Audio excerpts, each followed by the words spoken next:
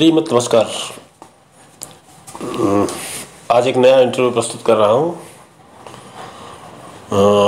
साथियों, दुनिया में जितने भी लोग हैं, हर इंसान कुछ ना कुछ खास होता है। ईश्वर ने जिसको भी धरती पर भेजा है उसको कुछ न कुछ विशेष गुण देकर भेजा है। जब तक हम उनके संपर्क में नहीं आते हैं तब तक हम उनके गुणों से और उनकी भावनाओं से अनजान रहते हैं, और जब हम उनको थोड़ा सा जान पाते हैं तो हमको ये लगता है कि हाँ, इनमें कुछ विशेष बात है। तो संदेश यही है साथियों कि अपने को तो हम जानते ही हैं, लेकिन अगर मेरे वीडियो के माध्यम से या खुद भी आप किसी अनजान को जानने की कोशिश करते हैं तो आपको नई चीज़ें जानने को मिलेंगी। तो यही नई शख्सियत है। चलिए मैं आपको उनके पास लेके चलता हूँ।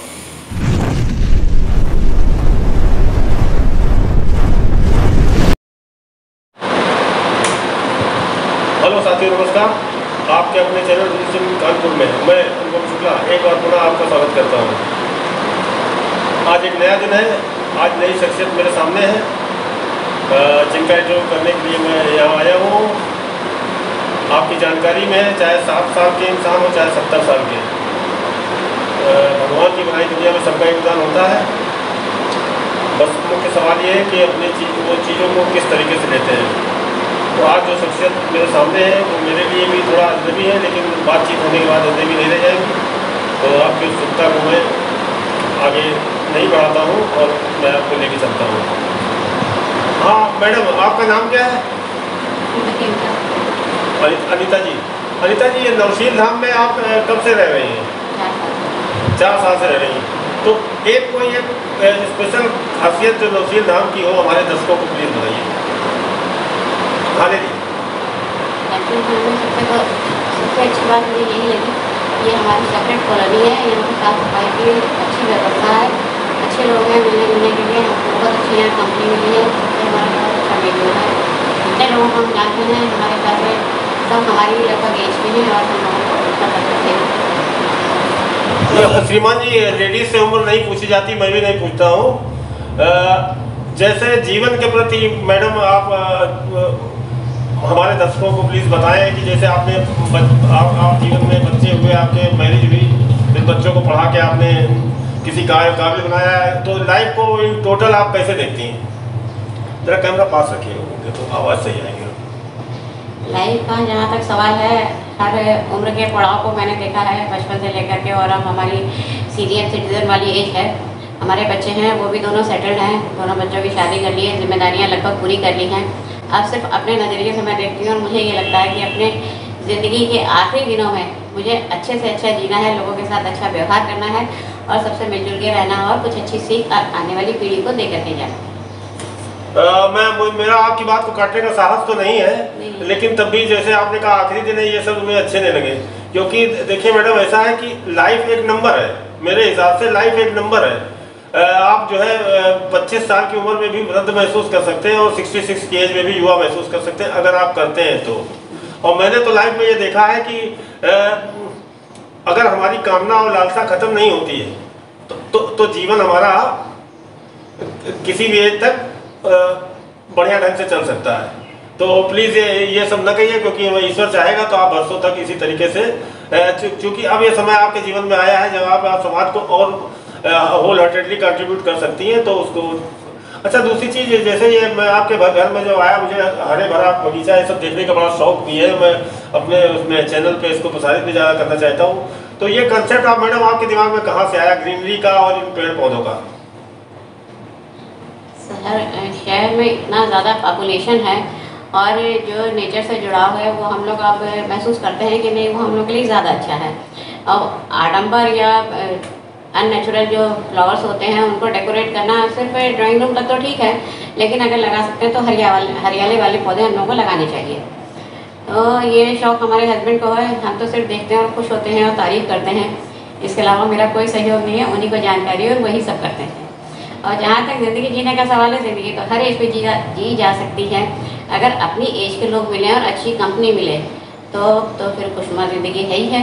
और हम बहुत खुश हैं कि हमारे साथ के लोग हमारे साथ बहुत अच्छे तरीके से रहते हैं और हमारी तरह से रहते हैं।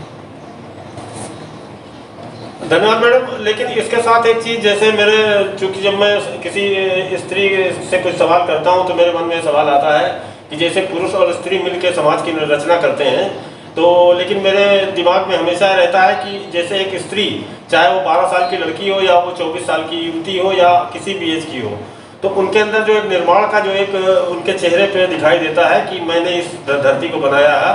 और वैसे भी मैं अपने शब्दों में कह भी नहीं पा रहा हूँ, लेकिन ये है कि जो एक निर्माण का लेडीज़ के अंदर रहता है वो जेंट्स के अंदर नहीं रहता है मैडम। तो समाज में स्त्री के इस रूप को आप अपने शब्दों में प्लीज डिफाइन करिए। युवती का जहाँ तक सवाल है, वो जननी है, समाज बनाती है, ईश्वर की दी हुई उसको एक ये बहुत गौरवशाली बात है कि ये संरचना करती है। संरचना ही नहीं करती है, घर को बनाती है, संवारती है और लोगों से मिलती है, बहुत कुछ सीखती है, बहुत कुछ बर्दाश्त करती है, लेकिन उसके बावजूद भी खुश रहती है और हर एक से मिलने की, हर चीज़ सीखने की इच्छा रखती है।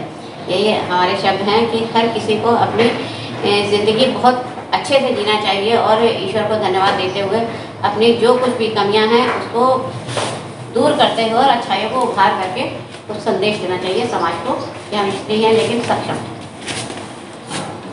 तो चूँकि मैडम मेरा चैनल मुख्यतः जो है पर्यावरण को और युवाओं को समर्पित है, तो मेरे चैनल के माध्यम से आज के स्त्रियों को, गृहिणियों को या युवतियों को या युवा को भी आप अपने शब्दों में जरा कुछ प्रेरणा के शब्द कहें ताकि उनको अपने जीवन के परिचालन में आसानी हो सके।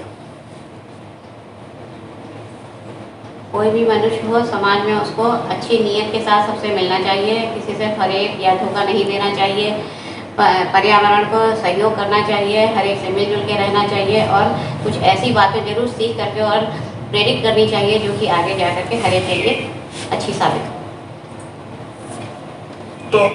तो मैडम, जैसे मैं नौशील धाम अक्सर आता रहता हूँ, तो जो ये मेट्रो रेल का चल रहा है, तो इससे आप लोगों को कितनी परेशानी हुई है, हमारे दर्शकों को प्लीज बताइए। परेशानी तो हुई है, लेकिन जब उसके अच्छे परिणाम आएंगे तो वो ज़्यादा अच्छा लगेगा।